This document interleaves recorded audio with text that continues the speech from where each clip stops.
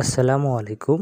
আজকে আমরা একটা খুব গুরুত্বপূর্ণ একটা প্যারাগ্রাফ নিয়ে আলোচনা করব, সেটা হলো আর্টিফিশিয়াল ইন্টেলিজেন্স বা সংক্ষেপে এআই। এটা যেহেতু বর্তমানে খুব পরিচিত একটা বিষয়, এজন্য এই প্যারাগ্রাফটা আমাদের এইচএসসির জন্য বেশ গুরুত্বপূর্ণ বলে বিবেচিত হয়েছে। এজন্য তোমাদের জন্য আজকে এটা খুব সুন্দরভাবে উপস্থাপন করব, একই সাথে বাংলায় ব্যাখ্যা করে দেব, যাতে তোমাদের বুঝতে এবং মুখস্থ করতে সুবিধা হয়। তো আমরা আলোচনা করছি artificial intelligence has become a mostly used term to the modern folk. মানে এই আধুনিক মানুষের কাছে বা লোক সমাজের কাছে এআই বিষয়টা খুব পরিচিত একটা বিষয় পরিণত হয়েছে। It is a kind of intelligence এক্সিবিটেড, মানে প্রকাশিত হয় বাই মেশিনস, পার্টিকুলারলি কম্পিউটার্স। এটা এমন একটা বুদ্ধিমত্তা যেটা বিভিন্ন মেশিনের মাধ্যমে প্রকাশিত হয়, বিশেষ করে কম্পিউটারের মাধ্যমে।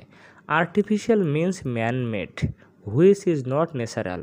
এই আর্টিফিশিয়াল মানে হলো মানব সৃষ্ট, যেটা প্রাকৃতিক না, মানে কৃত্রিম। অ্যান্ড ইন্টেলিজেন্স মানে বুদ্ধিমত্তা বলতে বোঝায় refers to the ability to think and make decisions. এই ইন্টেলিজেন্স মানে হলো চিন্তা করার এবং সিদ্ধান্ত নেওয়ার ক্ষমতা। Artificial intelligence deals with developing smart machines that can operate without human interaction. বলছে এই আর্টিফিশিয়াল ইন্টেলিজেন্সটা এমন একটা বিষয় নিয়ে আলোচনা করে যার মেন উদ্দেশ্য হলো এমন কিছু স্মার্ট মেশিন তৈরি করবে যেটা মানুষের মিথস্ক্রিয়া ছাড়াই, মানুষের সাহায্য ছাড়াই এটা কার্য সম্পাদন করতে পারবে।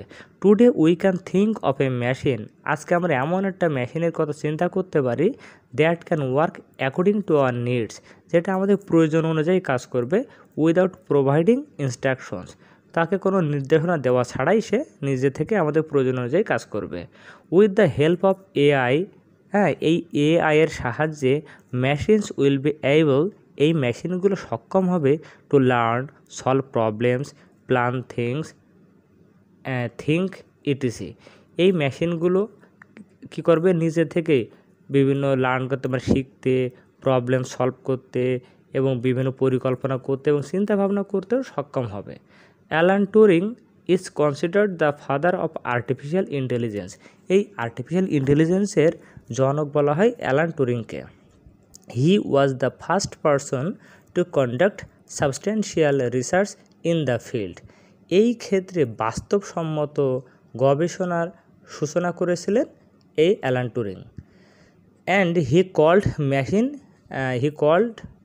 কল্ড মেশিন ইন্টেলিজেন্স, এবং এই রিসার্চটাকে তিনি নাম দিয়েছিলেন মেশিন ইন্টেলিজেন্স, যাকে আমরা আর্টিফিশিয়াল ইন্টেলিজেন্স বলি। It was founded as academic discipline in 1956, এরপর 1956 সালে এই মেশিন ইন্টেলিজেন্সটা পাঠ্যক্রমের অন্তর্ভুক্ত হয়। Artificial intelligence is generally divided into two types.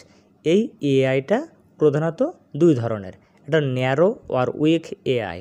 একটা হলো ন্যারো বা দুর্বল এআই, আর একটা হলো general AI, also known as AGI অথবা স্ট্রং এআই। তাহলে একটা হলো উইক আর একটা হলো স্ট্রং।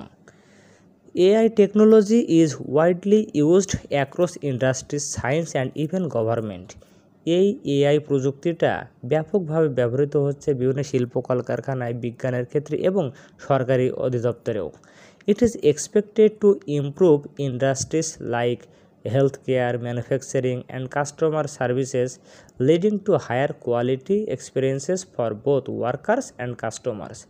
বলছে এটা আশা করা হয় এটা বিভিন্ন শিল্পকে, যেমন স্বাস্থ্য খাতে এবং উৎপাদন এবং বিভিন্ন কাস্টমারদের সেবাধর্মী যে প্রতিষ্ঠানগুলো আছে, এইখানে এমন উন্নতি করবে যেখানে কাস্টমাররা এবং ওয়ার্কাররা সবাই খুব হায়ার কোয়ালিটির অভিজ্ঞতা অর্জন করবে।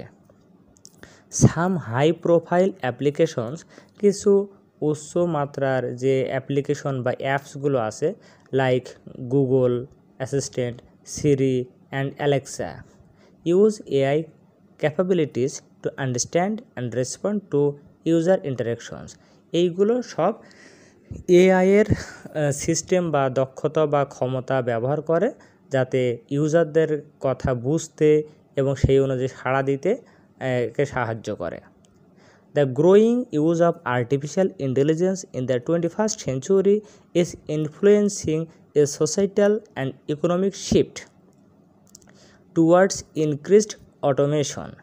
বলছে এই যে একবিংশ শতাব্দীতে কৃত্রিম বুদ্ধিমত্তার ব্যবহারটা এটা আমাদের সামাজিক এবং অর্থনৈতিক একটা গতি প্রদান করেছে, যেটা কোন দিকে যাচ্ছে, যে গতিটা ক্রমবর্ধমান অটোমেশন মানে স্বয়ংক্রিয় পদ্ধতির দিকে যাচ্ছে, which is impacting job markets, health care, government, industry and education, যেটা একই সাথে শ্রম বাজার, স্বাস্থ্য খাত, সরকার, শিল্প এবং শিক্ষা এই খাতকে আবার প্রভাবিত করছে। দিস রেইজেস কোশ্চেন্স, এবং এইটা মানে প্রশ্নের জন্ম দিচ্ছে about the long term effects, দীর্ঘমেয়াদী প্রভাবটা কী হবে এআইয়ের, এবং ethical implications and risk of AI, এই এআইয়ের ঝুঁকি এবং নৈতিকতার বিষয়ের কি পরিস্থিতি হবে এবং দীর্ঘমেয়াদী প্রভাবটা কী পড়বে, এটা নিয়ে অনেক প্রশ্নের জন্ম দিচ্ছে। Excessive use of AI in different sectors May affect job sector seriously, which is really a matter of concern, এবং বেশি থেকে বেশি এআই ব্যবহার করার কারণে বিভিন্ন ক্ষেত্রে শ্রম বাজারটা ব্যাপকভাবে ক্ষতিগ্রস্ত হবে, যেটা আসলে চিন্তার একটা বিষয়। আফটার অল, যাই হোক, with the development of artificial intelligence we are heading towards our dreamy and automated life. এই আর্টিফিশিয়াল ইন্টেলিজেন্সের উন্নয়নের সাথে সাথে আমরা একটা স্বপ্নময় এবং স্বয়ংক্রিয় জীবনযাপনের দিকে এগিয়ে চলেছি। তো এই ছিল আমাদের আর্টিফিশিয়াল ইন্টেলিজেন্স সম্পর্কে একটা প্যারাগ্রাফ। আশা করি তোমাদের বেশ কাজে লাগবে। তো আজকে এই পর্যন্তই। আল্লাহ হাফেজ, আসসালামু আলাইকুম।